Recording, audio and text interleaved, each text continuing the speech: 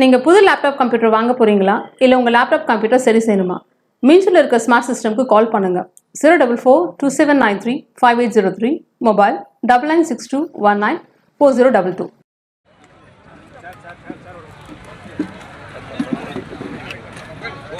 Madam, மேடையில் நீங்கள் பேசும்பொழுது விழிப்புணர்வு சம்பந்தமான பேச்சு தான் இருந்தது, கொள்கை சம்பந்தமான பேச்சே இல்லையா மேடம் உங்ககிட்ட?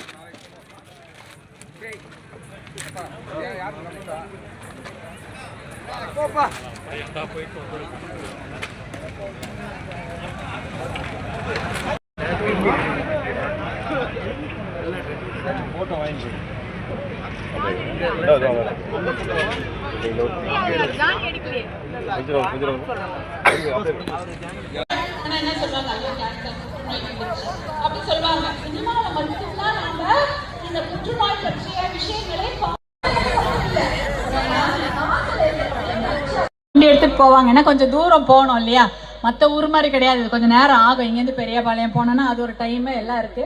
அதனால உங்களை விட்டுட்டு யாரும் போக மாட்டாங்க. நீங்க ஒருத்தரும் 3 போகம் விளையக்கூடிய நிலம். 3 போகம்னா எல்லா நேரமும் வந்து அதுல வந்து ஏதாவது பயிர் விளைஞ்சிட்டு இருக்கும். அந்த நிலத்தை எடுக்க போறாங்கன்னு முதல்ல அதற்காக குரல் கொடுத்தவர் யார் தெரியுமா?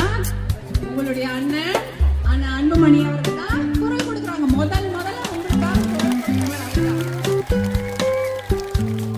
அறிக்கைகளை கொடுக்குற 700 ஏக்கர்ல 700 ஏக்கர் போதும்னு சொல்லியிருக்காங்களாம். சரி, அறிவுசார் இந்த சிட்டியை கொண்டு வந்து என்ன பண்ண போறாங்க? பெரிய பெரிய ஃபாரின்ல இருந்து பல்கலைக்கழகம்லாம் கொண்டு வர போறாங்களாம், காலேஜ். இந்த ஃபாரின் காலேஜ்ல போயிட்டு நமக்கு முதல்ல சீட்டு கொடுப்பாங்கன்னு நினைச்சிட்டு இருக்கீங்களா? கொடுக்க மாட்டாங்க. உங்களுக்கு இங்கிலீஷ் தெரியுமா, ஜெர்மன் தெரியுமா, ரஷ்யன் தெரியுமா, எல்லா வெளிநாட்டு லாங்குவேஜ் எல்லாம் உனக்கு தெரியுமான்னு கேட்டுட்டு பாதி சமயம் உங்களுக்கு தகுதி இல்லை, திறமை இல்லைன்னு காலேஜ்ல எடுக்க மாட்டாங்க. இப்படிதானே பண்ணாங்க. வேலை கொடுக்குறேன்னு சொல்லி தானே இடத்த வாங்கினாங்க. கடைசியில் அந்த வேலையும் கொடுக்கல. அதே போலதான் இந்த அறிவுசார் சிட்டி கொண்டு வந்தாங்கன்னா படிப்புக்கு எந்த விதத்திலயுமே இந்த இடத்தை கொடுத்த விவசாயிகளுக்கு எந்த ஒரு நல்லதுமே இந்த அரசாங்கம் செய்ய போறதே இல்லை. இதே மாதிரிதான் 2 ஊரு, நிறைய ஊருக்கு தமிழ்நாடு முழுக்க. உங்களுக்கு 2 ஊரு உங்களுக்கு சொல்றேன் நான்.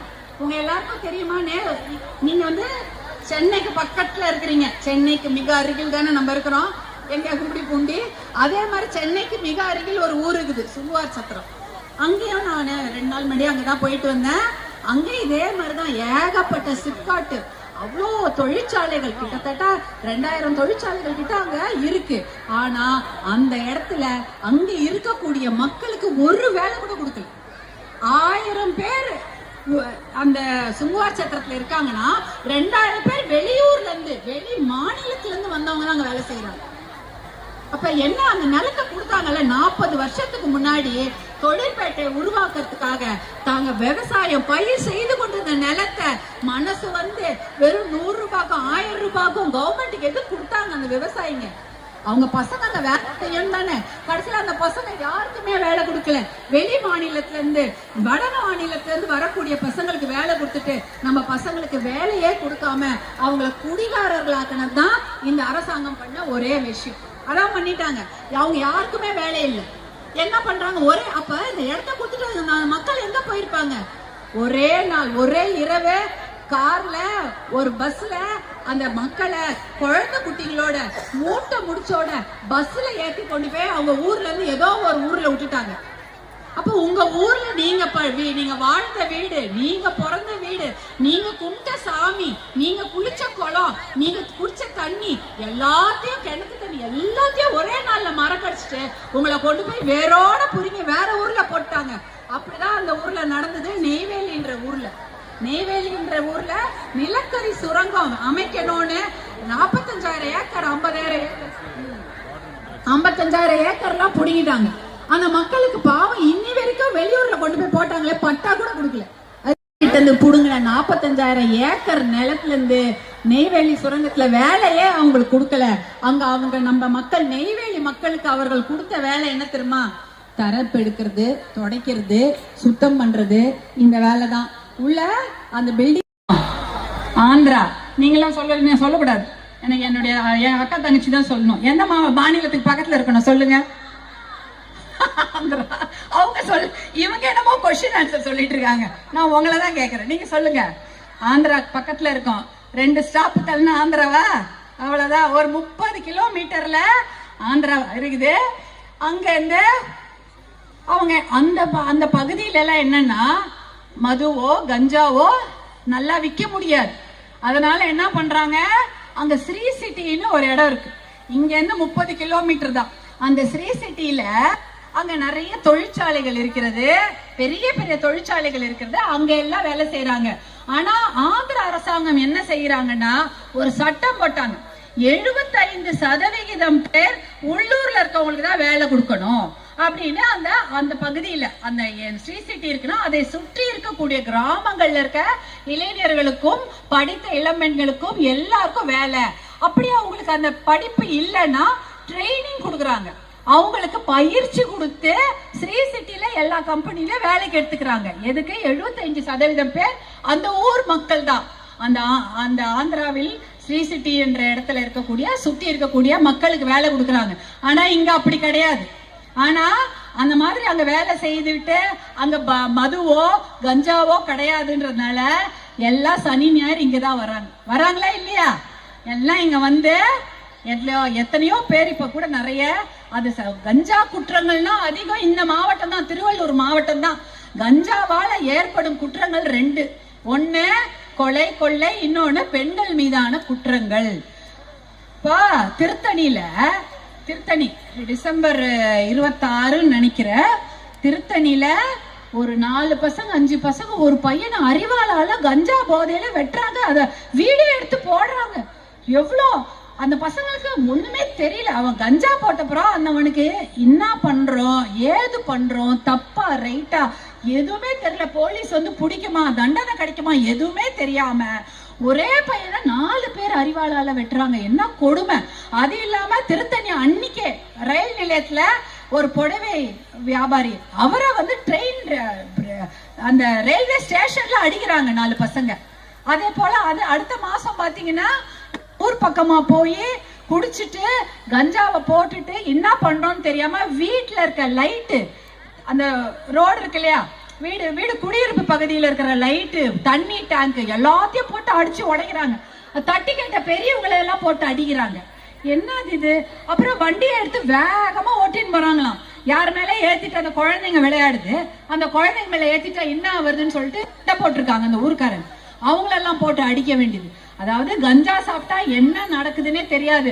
60,000 கிலோ 70,000 கிலோ கஞ்சா இந்த நம்ம திருவள்ளூர் மாவட்டத்துல மட்டும் சுத்துது. 70,000 கிலோ. அதுல வந்து ஒரு 1000 கிலோ தான் பிடிக்கிறாங்க காவல்துறை. 1000 கிலோ பிடிச்சிட்டு ஒரு 300 பேர் ஒரு சமயம் அரெஸ்ட் பண்ணிட்டு அவங்கள உடனே விடுதலையும் பண்ணிடுறாங்க. அதாவது 70,000 கிலோ கஞ்சா எங்க அதை புடிச்சிட்டு இருக்கிறாங்க இந்த திருவள்ளூர் மாவட்டத்துல. ஆனா 1000 கிலோ கஞ்சா தான் போலீஸ் பிடிக்கிறாங்க. ஆனா அப்போ எல்லாருக்கும் தெரியும் கஞ்சா எங்க கிடைக்குது, யார் விக்கிறாங்க, யாருடைய உதவியுடன் விக்கிறாங்க என்ற எல்லா விஷயமும் காவல்துறைக்கும் தெரியும், இந்த பகுதியில் இருக்க எல்லா பெரிய தலைகளுக்கும் தெரியும். ஆனா யாருமே எதுவுமே கண்டுக்கிறதே இல்லை. ஏன்னா அவ்வளவு காசு புழக்கம், அவ்வளோ காசு கஞ்சாலையும் குடியிலையும் வைன் ஷாப்லயும். அததான் அவங்க ஞாபகம் வச்சிருக்காங்களே தவிர இத பத்தி அவங்க யோசிக்கவே இல்லை. இதனால ஏற்படும் பெண்களுக்கான குற்றங்கள் பத்தி தெரியுமா உங்களுக்கு? பெண்களுக்கு என்ன குற்றம் நடக்குது? நீங்க ஆரம்பாக்கம் பாத்தீங்களா? ஆரம்பாக்கத்துல இருந்து யாரா வந்திருக்கீங்களா? ஆரம்பாக்கம் என்ற பகுதியிலிருந்து ஒரே ஒரு சின்ன குழந்தை, 9 வயசு பெண் குழந்தை படிக்க காலேஜ். தெரியுமா அந்த விஷயம்? தெரியுமா? நிறைய பேருக்கு எல்லாருக்கும் தெரியும். 9 வயது படிக்கிற குழந்தை, அவங்க அப்பா அம்மா என்ன வேலை செய்யறாங்க? அவங்க ரயில் நிலையத்துல ரயில்ல ஒரு கூடையில பழங்களும் சிற்றுண்டிகளும் ஏதோ சாப்பிடறதுக்கு விக்கிறவங்க. அந்த அளவுக்கு ரொம்ப எளிமையான ஒரு அந்த குடும்பத்துல இருந்து வந்திருக்காங்க. அவங்களுடைய குழந்தை, பெண் குழந்தை படிச்சுட்டு அவங்க பாட்டி வீட்டுக்கு போயிருக்குது. சாயங்காலமா ஸ்கூலை முடிச்சுட்டு ஸ்கூல் பேக்கை தூக்கிட்டு அந்த குழந்தை பாட்டி வீட்டுக்கு போயிருக்குது. யாரோ ஒரு ஆள் அப்படியே அந்த குழந்தைய கூட்டிட்டு போய் அதை அப்படியே நாசம் பண்ணி, ஒரு பாவம் அந்த சின்ன குழந்தை 9 வயசு குழந்தை, அது எவ்வளவு துடிச்சிருக்கும். அதுக்கப்புறம் ஒரு 2-3 மணி நேரம் கழிச்சு ரத்த கரையோட உடம்பெல்லாம் கீரலோட வெளியில வந்துருக்குது. வந்துட்டு இன்னொரு குழந்தை அந்த வழியா போதும். அந்த குழந்தைய பார்த்து சொல்லுதான், ஏய் அங்க போகாத, அங்க போனா ஒரு ஆள் இருக்கான், அவன் பேட் டச் பண்றான்னு சொல்லி இருக்குது அந்த குழந்தை. அந்த அளவுக்கு அந்த குழந்தைக்கு விஷயம் தெரிஞ்சிருக்குது. அந்த குழந்தை வீட்டுல போய் அவங்க அப்பா அம்மா கிட்ட சொன்ன உடனே போலீஸ் ஸ்டேஷனுக்கு போறாங்க. போலீஸ் ஸ்டேஷன்ல கம்ப்ளைண்ட் கொடுக்குறாங்க. முதல்ல போலீஸ் எப்பயுமே தயங்குவாங்க, இது உண்மையா பொய்யா என்னன்னு. அவங்க கம்ப்ளைண்ட்டை எடுக்கல. அப்புறம் அந்த கம்ப்ளைண்ட்டை பதிவு பண்றாங்க. பதிவு பண்ணிட்டு 10 நாள் ஆச்சு, ஒரு நடவடிக்கையும் இல்லை. 10 நாள் ஆச்சு. அந்த குழந்தை அவ்வளோ பெரிய பாதிப்புக்கு உள்ளாகி 10 நாளாகியும் எந்த நடவடிக்கையுமே அந்த போலீஸ் ஸ்டேஷன்ல எடுக்கல. இந்த விஷயத்தை கேள்விப்பட்டு மருத்துவர் அன்புமணி அவர்கள் என்ன பண்றாங்க, விழுப்புரத்துல ஒரு போராட்டத்துல இருக்கிறாரு. மிகப்பெரிய போராட்டம் விழுப்புரத்துல நடந்து கொண்டிருக்கிறது. அப்ப இந்த பகுதியில் இருக்கக்கூடிய மாவட்ட செயலாளர் பிரகாஷ் அவர்களுக்கும் மாவட்ட தலைவர் அந்த சமயம் ரவியன் இருந்தாரு, அதுக்கப்புறம் ஸ்ரீனிவாசன் ஒரு பையன், இவ்வளவு பேர் இருக்கிறாங்க. எல்லாருக்கிட்ட ஸ்ரீனிவாசன் இவங்க எல்லாரும் இருக்கிறாங்க. இவங்களுக்கெல்லாம் போன் பண்ணி சொல்றாங்க. அவங்க பொருளாளர் நம்மளுடைய கவிஞர் திலகபாமா அவங்களும் வர்றாங்க. வந்து எல்லாரும் போய் போலீஸ் ஸ்டேஷன்ல உட்காந்துக்கிறாங்க. நீங்க நடவடிக்கை எடுக்கிற வரைக்கும் நாங்க இந்த போலீஸ் ஸ்டேஷனை விட்டு நவர மாட்டோம். அங்கேயே உட்காந்துடுறாங்க. போலீஸ் என்ன பண்ணுது, இவ்வளவு பேர் இங்க உட்காந்துட்டாங்களே, இது வெள்ளையாரா பார்த்தா தப்பா நினைக்க போறாங்க. போலீஸ் குறுக்கெல்லாம் நிறுத்திவிட்டாங்க இல்லையா, அதான் நடக்குது. இருந்தாலும் நீங்க நடவடிக்கை எடுக்கலன்னா நாங்க யாரும் போக மாட்டோம், எல்லா போலீஸ் ஸ்டேஷன்லயே உட்காந்துடுறாங்க. நினைக்கிறீங்க பக்கத்துல தான் இருக்கிறான். 2 ஸ்டாப் தள்ளி போனா அவன் இருக்கிறான். எங்க இருக்கா, இதே பக்கத்துல இருக்கிற எல்லையோர மாநிலத்துல அவன் இருக்கிறான். அவனை புடிச்சிட்டு வரான். தடா கிராமத்துல இருந்து அவனை புடிச்சிட்டு வரான். புடிச்சிட்டு வந்து விரைவாக கேஸ நடத்தி அவனுக்கு தண்டனையும் கொடுத்துடுறாங்க. இதான் நடக்குது. அதாவது இதெல்லாம் எப்படி தடுக்கலாம், இந்த பெண்களுக்கான பாதுகாப்பு. இப்ப பாத்தீங்கன்னா நேத்து பாருங்க, சென்னையில தரமணியில பிழைக்க வந்த ஒரு குடும்பம், சின்ன பையன், அவன் காவலாளி, அவன் பொண்டாட்டிய போய் 4-5 பேர் போய் பாலியல் வன்கொடுமை சீண்டி இருக்காங்க. அவன் சண்டை போட்டிருக்கான். அவனையும் கொண்டுட்டு 2 வயசு குழந்தையும் கொண்டுட்டு அந்த பொண்ணையும் இழுத்துன்னு போய் சீரழிச்சு அதையும் கொண்டுட்டாங்க, தூக்கி போட்டாங்க. இது மாதிரி தினம் கேஸ். இது மட்டும் இல்லாம உங்களுக்கே தெரியும், கோயம்புத்தூர்ல தனியா நடந்து போனா அந்த பொண்ணை 4 பேர் பாலியல் வன்கொடுமை செய்யுது. இல்ல காதலிக்க மறுத்துட்டாங்கன்னா அந்த பொண்ணு கொண்டு போய் கொலை பண்றது. என்னது இது? அப்ப கஞ்சா போதையில என்ன பண்ற அப்படின்ற ஒரு எல்லையே கிடையாதா இந்த பசங்களுக்கு? ஒரே ஒருத்தர், அதுவும் கும்பலாதான், ஒருத்தர் 2 பேர்ல 4-5 பேர் போய் ஒரு பொண்ணை கடத்திட்டு போய் கொல்றாங்க. அந்த பொண்ணை கடத்திட்டு போய் அதை சித்திரவதை பண்ணி அதை சாவடிக்கிறாங்க. அப்ப அந்த ஒரு பசங்கள் கூட மனசாட்சி, யாரா ஒருத்தராவது தப்பு இது பண்ணக்கூடாதுன்னு யாருக்குமே தோணல. இதற்கு காரணம் குடி, கஞ்சா, இந்த போதை. இது எதுவுமே அவங்களுக்கு தெரியல. இவ்வளவு பெரிய கொடுமைகள் நடத்துறாங்க. இதை எப்படி நிறுத்தலாம்? எப்படி நிறுத்தலாம்னா, உங்க அண்ணன் அன்புமணி சொல்றாரு, நான் அவரு நினைச்சாருன்னா ஒரே நாள் இந்த ஒயின் ஷாப்பையும் மூடிடலாம், ஒரே நாள்ல இந்த போதை, கஞ்சா, அபின், இந்த மாதிரி எல்லா மாத்திரையும் தமிழ்நாட்டை விட்டு கண்டிப்பாக ஒழித்து விடுவேன்னு உங்க அண்ணா அன்புமணி மட்டும் தான் அப்பல இருந்து சொல்லிட்டு இருக்கிறாரு. கண்டிப்பாக அதை அவரால் செய்யவும் முடியும். அதே சமயம் இந்த மாதிரி தவறு செய்யற மிருகங்களுக்கு மிகப்பெரிய தண்டனை கொடுக்கணுமா இல்லையா? இந்த குட்டி குழந்தைங்களை சும்மா 9 வயசு 6 வயசு குழந்தைங்களை எல்லாம் கொடுமை பண்றவங்களை எல்லாம் சும்மா விடலாமா? அவர்களுக்கு கடுமையான தண்டனை கொடுக்க வேண்டும். அதுக்குதான் அந்த காலத்திலேயே ஒரு சிறப்பு நீதிமன்றங்கள் வேணும்னு சொன்னாங்களாம். நம்முடைய முன்னாள் முதல்வர், அன்றைய முதலமைச்சர் மாண்புமிகு ஜெயலலிதா அம்மையார் வந்து ஒரு திட்டம் போட்டிருக்காங்க. அந்த திட்டத்துல 13 அம்ச திட்டம். அந்த திட்டத்துல என்னன்னா, மகளிர் நீதிமன்றங்களை உருவாக்க வேண்டும். இன்னைக்கு என்னன்னா 4000 கேஸ் 10 வருஷம் முன்னாடி இருந்ததா, இன்னைக்கு 7000 கேஸ் இருக்கு. 7000 கேஸ் பெண்கள் மீதும் குழந்தைகள் மீதும் வன்கொடுமை செஞ்ச, அவங்கள குழந்தைகளை துன்புறுத்துற கேஸ்லாம் இருக்குது. இந்த 7000 கேஸ் நம்ம முடிக்கணும்னா 50 மகளிர் நீதிமன்றங்கள் வேணுமா? இப்ப நம்ம தமிழ்நாட்டுல எத்தனை மகளிர் நீதிமன்றங்கள் இருக்கு? 10-20 தான் இருக்குது. அது கூட கிடையாது. அந்த அளவுக்கு ரொம்ப குறைச்சலா இருக்கு. அப்ப எப்படி நீங்க கேஸ விசாரிப்பீங்க? ஒருத்தனுக்கு எப்படி தண்டனை கொடுப்பீங்க? வாரம் கேஸ் நடத்தணும். 1 மாசம் கழிச்சுலாம் கேஸ் நடத்தணும். அன்னைக்கே ஒரு 3 மாசம் 6 மாசத்துக்குள்ள குற்றவாளிக்கு தண்டனை கொடுத்தாதானே அவன் சும்மா இருப்பான், அடுத்தவன் பயப்படுவான். அந்த குற்றவாளிக்கு கடுமையான தண்டனைய 6 மாசத்துல வழங்கினாதான் அடுத்தவன் பயப்படுவான். இன்னொரு குழந்தை மேல கை வைப்பானா? ஐயோ அந்த பக்கத்துல பாரு, ஒரு 6 மாசத்துல அந்த பையனுக்கு தூக்கு தண்டனை கொடுத்துட்டாங்க. 6 மாசத்துல அவனுக்கு ஆயுள் தண்டனை கொடுத்துட்டாங்க. அவன் வெளியே வர முடியாத, பிணையிலே வர முடியாத அளவுக்கு ஜெயில போட்டாங்க. அப்ப அந்த பையன், அப்ப அந்த அந்த அந்த குற்றத்தை இன்னொருத்தவங்க செய்ய பயப்படுவாங்க. அதனாலதான் இந்த விஷயத்தெல்லாம் நம்ம கடுமையாக செய்யணும்னு நினைக்கிறோம். நீங்க எல்லாம் சொல்லி கொடுங்க. உங்க பெண் குழந்தைங்களுக்கு எவ்வளவு கட்டுப்பாடோட இருப்போம். இப்படி வாங்க, அப்படி வாங்க, நல்லா காத்துக்கணும். நீங்க அவங்களுடைய அழுதாலோ, அவங்களுடைய விஷயத்துல ஏதாவது ஒண்ணு, திடீர்னு குழந்தை நல்லா சாப்பிடும், திடீர்னு குழந்தை சாப்பிடாது, திடீர்னு வாந்தி எடுக்கும், திடீர்னு அழும், திடீர்னு பேசுறது குறைஞ்சிரும். ஏன்னா அவங்க ஏதோ ஒரு மன உளைச்சல்ல இருக்காங்க, யாரோ அந்த குழந்தைய தொந்தரவு பண்றாங்க அப்படின்னு அர்த்தம். நீங்க கேளுங்க, காத்து. பள்ளிக்கூடத்துக்கு போக மாட்டேன்னு குழந்தை அழுதா ஏன்னு கேளுங்க. ஸ்கூல்ல போற வழியில யாராவது வண்டியில போறவங்க ஏதாவது தொந்தரவு பண்றாங்களோ, இல்ல ஸ்கூல்லயே ஏதாவது தொந்தரவு நடக்குதா, இல்ல கல்லூரி கூட படிக்கிறவங்க தொந்தரவு பண்றாங்களா, படிக்கிற பசங்க ஏதாவது அந்த குழந்தைக்கு டார்ச்சர் கொடுக்குறாங்களா அப்படின்னு கேளுங்க, சொல்லுவாங்க. நீங்க நினைக்கலாம் ஸ்கூல்ல வெளியில தான் நடக்கும். வெளியில மட்டும் இல்ல, வீட்லயும் நடக்கும். வீட்டுக்குள்ள தெரிஞ்சவங்க, அவங்க தாத்தாவா இருந்தாலும் சரி, சித்தப்பாவா இருந்தாலும் சரி, அப்பாவா இருந்தாலும் சரி, தெரிஞ்சவங்க, எனக்கு 10 வருஷம் தெரியும் அந்த அண்ணனை அப்படின்லாம் நினைக்காதீங்க. யாரிடமும் நம்பி குழந்தைங்களை, பெண் குழந்தைகளை விட்டுட்டு போறத கொஞ்சம் யோசிச்சு செய்யுங்க. ஏன்னா இப்ப காலம் கெட்டு போயிருக்கு. எல்லாருக்கும் என்ன பழக்கம் இருக்குன்னே சொல்ல முடியல. என்ன வேணாலும் செய்யலாம். எத்தனையோ கேஸ் நான் பார்த்திருக்கிறேன். ஒரு தாத்தா பேத்தியே கெடுத்து அந்த குழந்தை இறந்தே போச்சு. அந்த மாதிரி கேஸ்லாம் நம்ம பார்த்திருக்கிறோம். அந்த மாதிரி விஷயங்கள்லாம் நிறைய நடக்குது. அதனால தாய்மார்களான நீங்க ஜாக்கிரதையா இருங்க. குழந்தைங்களுக்கு நிறைய விஷயம் சொல்லி கொடுங்க. அதாவது யாருமே அந்த குழந்தைங்களை தப்பான இடத்துல தொடக்கூடாது அப்படின்ற விஷயத்த நீங்க அந்த குழந்தைங்களுக்கு சொல்லி கொடுங்க. ஏன்னா இந்த பகுதி கஞ்சா நடமாட்டம் அதிகமாக இருக்கக்கூடிய பகுதி. அதனால எந்த மாதிரி வக்கரமான மனநிலைமையோட ஆண்கள் வருவார்கள் தெரியாது. உங்க விஷயத்தெல்லாம் குழந்தைங்களுக்கு, உங்க பெண் குழந்தைங்களுக்கு சொல்லி கொடுங்க. அதே போல வீட்டுல இருக்கக்கூடிய ஆண் குழந்தைங்களுக்கும் நல்லா சொல்லி வளருங்க. ஏன்னா மரியாதை கொடுக்க வேணும். வீட்டுல இருக்கிற அம்மாக்கும் மரியாதை கொடுக்கணும், அதே சமயம் கூட பிறந்தவங்களுக்கு மரியாதை கொடுக்கணும். டார்ச்சர் பண்ணக்கூடாது, அடிக்க கூடாது, துன்புறுத்த கூடாது அப்படின்ற விஷயத்த சொல்லி வளருங்க உங்க ஆண் குழந்தைங்களுக்கு. ஏன்னா அது ரொம்ப ரொம்ப முக்கியம்.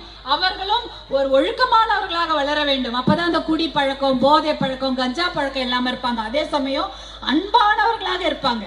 இன்னொருத்தர் மேல ஐயோ அவங்க ஒரு பொண்ணு, அவங்கள நம்ம நல்லா பாத்துக்கணும், அதை தொந்தரவு பண்ணக்கூடாது அப்படின்னு அந்த ஆண் குழந்தைங்களுக்கும் நீங்க சொல்லி வளர்க்கணும். அதுதான் உண்மையான. அப்படி இருந்தாதான் உங்க பெண் குழந்தைங்களுக்கு நாளைக்கு பாதுகாப்பு இல்லையா? உங்க ஆண் குழந்தைங்களுக்கு நல்ல பழக்க வழக்கங்களை நீங்கள் சொல்லி கொடுத்து அவர்களை அன்பானவர்களாகவும் ஒழுக்கமானவர்களாகவும் பண்பானவர்களாகவும் வளர்த்தால்தான் நம்முடைய பெண் குழந்தைங்களுக்கு நாளைக்கு வருங்காலத்துல பாதுகாப்பு. நம்ம பெண் குழந்தைங்களை ஒழுக்கமா வளர்க்கிறோம் இல்லையா? கெட்ட பழக்கம் இருக்கக்கூடாது, அன்பானவர்களா வளர்க்கிறோம், பண்பானவர்களா வளர்க்கிறோம். அதே மாதிரிதான் ஆண் குழந்தைகளையும் அன்பானவர்களாகவும் பண்பானவர்களாகவும் ஒழுக்கமானவர்களாகவும் வளர்க்க வேண்டும். அப்படி இருந்தாதான் நாளைக்கு நம்மள மாதிரி நம்ம தாய்மார்கள் இருக்கோம், நம்மள மாதிரி நம்ம குழந்தைங்க இருக்காங்க, பெண் குழந்தைங்களுக்கும் எல்லா குழந்தைங்களுக்கும் பாதுகாப்பு. இதை நல்லா ஞாபகம் வச்சுக்கோங்க. இந்த விஷயங்கள்லாம் நீங்க மனசுல வச்சுக்கோங்க. ஏன்னா இந்த பகுதியில அதிக கஞ்சா நடமாட்டம் இருக்குது. 60,000-70,000 கிலோ கஞ்சா இந்த பகுதியில மட்டும் புழங்குது. அப்ப ரொம்ப ஜாக்கிரதையா கவனமாக உங்க வீட்டு குழந்தைகளை பாதுகாத்துக் கொள்ளுங்கள். அது ஒரு விஷயம். அதே போல இந்த பகுதியில படிப்புக்கு ஏற்ற ஒரு விஷயம் நீங்க கேக்குறீங்கன்னு கேள்விப்பட்ட கலைக்கல்லூரி ஒரு காலேஜ் இருக்காமா? ஒரு government college, bus, government bus, government TASMAC மட்டும்தான் இருக்கு இல்லையா? வேற எதுவும் இல்லை. ஆனா உங்க ஊருக்கு காலேஜ் இருக்கோ, பஸ் இருக்கோ, எது இருக்கோ? 108 ஆம்புலன்ஸ் வருதா? 108 ஆம்புலன்ஸ் வருதாமா? அது யார் கொடுத்தா? டாக்டர் அன்புமணி தான், அந்த மருத்துவர் அன்புமணி தான் எல்லா ஊருக்கும், கிராமமா இருந்தாலும் சரி, டவுனா இருந்தாலும் சரி, நகரமா இருந்தாலும் சரி, என்னுடைய தங்கச்சிங்களுக்கு பிரசவ வலினா ஒரு போன் போட்டா வண்டி வந்து நிக்கணும் அப்படின்றதுக்காக 108 அப்படின்ற ஆம்புலன்ஸ் 1500 வண்டி கிட்ட தமிழ்நாட்டுல கொண்டு வந்து இறக்கிருக்காங்க. ஒரு ஊருக்கு அந்த 108 ஆம்புலன்ஸ் போகுது. கிராமங்கள்ல எந்த ஆஸ்பத்திரி போனாலும், இலவச ஆஸ்பத்திரியில போவீங்கல்ல, ஆரம்ப சுகாதார நிலையம், அரசாங்க ஆஸ்பத்திரி, அங்க போனா ஊசி ஒரு முறை பயன்படுத்தி தூக்கி தான் போடுறாங்க. முன்னாடிலாம் அப்படி கிடையாது. ஒரு ஊசியை ஒரு 50 பேருக்கு போடுவாங்க. இப்ப உங்களுக்கு போட்ட ஊசி இன்னொருத்தருக்கு போட மாட்டாங்க. ஏன்னா உங்களுக்கு இருக்கிற நோய் இன்னொருத்தருக்கு வரக்கூடாது. அதனால ஒரு முறை உங்களுக்கு போட்டாங்கன்னா அந்த ஊசியை உடச்சி தூக்கி போட்டு அடுத்தவங்களுக்கு புது ஊசி தான் போடணும். அந்த திட்டத்தையும் கொண்டு வந்தவர் மருத்துவர் அன்புமணி அவர்கள் தான். எதுக்காக? நம்மளுடைய குழந்தைங்க, நம்மளுடைய தாய்மார்களுக்கு எந்த நோயும் வரக்கூடாது. அப்பல்லோ ஹாஸ்பிட்டல்ல கிடைக்கக்கூடிய உயர்தரமான மருத்துவம் அரசு ஆஸ்பத்திரிக்கு வரக்கூடிய எல்லா தாய்மார்களுக்கும் குழந்தைகளுக்கும் எளியவர்களுக்கும் கிடைக்கணும்னு கொண்டு வந்த திட்டம் தான் அது. இந்த மாதிரி நிறைய திட்டங்களை மருத்துவர் அன்புமணி உங்களுக்காக வச்சிருக்காரு, உங்க அண்ணன் வச்சிருக்கிறாரு. அந்த திட்டங்களை எல்லாம் செயல்படுத்த வேண்டும் என்றால் நீங்க எல்லாம் மருத்துவர் அன்புமணி உங்க அண்ணன் பின்னாடி நீங்க என்னைக்கே ஒற்றுமையாக இருக்க வேண்டும் என்பதை தான் நான் கேட்டுக்கொள்கின்றேன். ஏன்னா நீங்க கேட்க விட்டு குடியையும் கஞ்சாவையும் போதையும் ஒழிப்பேன்னு சொல்லி கொண்டிருக்கிற மருத்துவர் அன்புமணியுடன் நீங்க தங்கச்சிங்கெல்லாம் நீங்க இருப்பீங்களாமா? கண்டிப்பா இருக்கணும். ஏன்னா அப்பதான் நம் பிள்ளைகளுடைய வாழ்வு நல்லா இருக்கும். அவங்க 1000 ரூபாய் கொடுக்குறாங்க, 3000 ரூபாய் கொடுக்குறாங்க. எலெக்ஷன் போது வந்து பொய் சொல்றாங்க. அப்போ எலெக்ஷன் போது வருவாங்க, வந்து உங்களுக்கு என்னென்னலாம் சொல்லுவாங்க, அம்மா இதை பண்றோம் அதை பண்றோம்வாங்க. எதுவுமே அவங்க செய்ய மாட்டாங்க. ஒரு காசை கொடுத்துட்டு அதோட 5 வருஷம் மறந்துடுவாங்க இல்லையா? அந்த அந்த அந்த ஏமாற்றுக்கு நீங்கள் பயந்து அவங்களுக்கு சாதகமா ஓட்டு போட்டீங்கன்னா இதை விட அதிகமாக ஒயின் ஷாப்பை திறப்பாங்க. உங்களுடைய பிள்ளைகளோட தலையெழுத்து உங்ககிட்ட தானே இருக்க. நீங்க நல்ல தலைவர்களை தேர்ந்தெடுங்க. நல்ல தலைவர்களை நீங்கள் தேர்ந்தெடுத்து உங்கள் அன்புமணி அண்ணன் சொல்லுகின்ற அந்த நல்ல ஆட்சியை நீங்கள் கொண்டு வர வேண்டும். அப்படி கொண்டு வந்தாதான் இந்த ஒயின் ஷாப்பு போதை எல்லாம் தமிழ்நாட்டை விட்டு ஒழிக்க முடியும். பெண்களுடைய பாதுகாப்பை நாம் உறுதி செய்ய முடியும் இல்லையா? உறுதி செய்தா நம்ம வாழ்க்கை நல்லா இருக்கும். இந்த விஷயத்த நீங்க எல்லாம் ஊர்ல போய் சொல்லணும்னு ஆசைப்படுற, சொல்வீங்களா? கண்டிப்பா சொல்லுங்கம்மா. ஏன்னா நிறைய பேருக்கு விஷயம் தெரியாது. உங்களுக்கு விஷயம் தெரியுது. இன்னைக்கு உங்க ஊர்ல இருக்கவங்களுக்கு விஷயம் தெரியாம இருக்கலாம். அவங்க கிட்ட போய் சொல்லுங்க. 108 ஆம்புலன்ஸ் இந்த மாதிரி ஊசி ஒரு முறை பயன்படுத்தி தூக்கி போடுற ஊசி எல்லாம் கொண்டு வந்தது அன்புமணி தான். அவர் நல்ல திட்டங்கள் வச்சிருக்காரு. அவருக்கு தான் நம்ம ஆதரவா இருக்கணும். நீங்க சொல்லுங்க, அதெல்லாம் முக்கியம். அதே போல உள்ளாட்சி தேர்தல் வருதா? எத்தனை பேர் கவுன்சிலர் ஆளால் மனசுல ஐடியா வச்சிருக்கீங்க? எல்லாரும் ஆகலாம். எல்லாருமே கவுன்சிலர் ஆகலாம். ஏன்னா மகளிருக்கு தான் அதிகமான வாய்ப்பு இருக்கிறது. 50% மகளிர் தான் கவுன்சிலராக ஆக முடியும். வார்டு கவுன்சிலரோ, ஒன்றிய கவுன்சிலரோ, மாவட்ட கவுன்சிலரோ மகளிர் தான் ஆக முடியும். நீங்க எல்லாருமே கவுன்சிலராகவோ, மாவட்ட சேர்மனாகவோ, வார்டு மெம்பராகவோ எது வேணாலும் நீங்க ஆகலாம். இதையெல்லாம் மனசுல வச்சுக்கொள்ளுங்க. சட்டமன்ற தேர்தல் மட்டுமல்ல, உள்ளாட்சி தேர்தலோ வருது. உங்களுடைய ஹீரோவா இன்னைக்கு உங்க முன்னாடி நிக்கிறது உங்களுடைய அண்ணனுங்க தான். இவங்க தான் உங்களுக்காக போய் போராட்டம் பண்ணவங்க இல்லையா? இவங்க தான் உங்களுக்காக போலீஸ் ஸ்டேஷன், எல்லா ஜெயிலு எதுனாலுமே பார்க்க தயாரா இருக்கிறாங்க. உங்களுக்காக தான் இந்த மகளிர். இவங்க எல்லாம் கொடி பிடிச்சி எதுக்காக வந்திருக்காங்கன்னு நினைக்கிறீங்க? இந்த மகளிர்லாம் உங்களோட என்னைக்கும் நிற்பாங்க. நீங்க எல்லாம் உங்களோட நிலத்தை அவங்க புடுங்க போனாங்கன்னா இந்த மகளிர்லாம் வந்து போன் பண்ணா வந்து நின்றுடுவாங்க. முதல்ல கையில கொடியோட வந்து போராட்டத்துக்கு வருவாங்க. எதுக்காக? உங்க நிலமெல்லாம் பாதுகாக்கப்பட வேண்டும், நம் குழந்தைங்களுடைய வாழ்க்கை நல்லா இருக்கணும். இதையெல்லாம் ஞாபகம் வைத்துக்கொண்டு